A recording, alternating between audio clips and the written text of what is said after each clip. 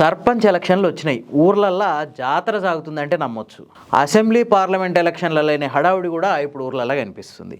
ఎందుకంటే sarpanch పదవికున్న craze level అట్లాంటిది. మరి దీనికోసం చిన్న చిన్న ఊర్లలో కూడా సర్పంచ్ పదవికి పోటీ చేసే అభ్యర్థులు కొన్ని లక్షల పైసలు ఖర్చు పెడుతుంటారు.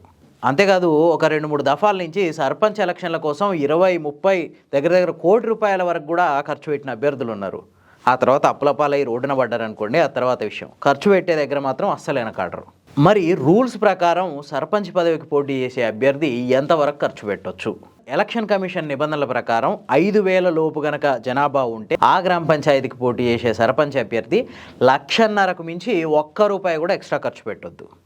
అట్లాగే వార్డు మెంబర్కి పోటీ చేసేటైనైతే 30,000 రూపాయలకు మించి ఖర్చు పెట్టొద్దు. అదే ఆ గ్రామ జనాభా 5,000కు మించి ఉంటే ఆ గ్రామానికి పోటీ చేసే సర్పంచ్ అభ్యర్థి 2.5 లక్షల వరకు ఖర్చు పెట్టవచ్చు. అదే వార్డు మెంబర్కి పోటీ చేసేటోళ్ళు అయితే 50,000 రూపాయల వరకు ఖర్చు పెట్టుకోవచ్చు. కానీ ఎక్కడన్నా ఇది అమలవుతుందా? ఒక్కో సర్పంచ్ అభ్యర్థి ఎంతవరకు ఖర్చు పెడుతున్నారు? మీ గ్రామంలో ప్రస్తుతం ఉన్న పరిస్థితి ఏంది?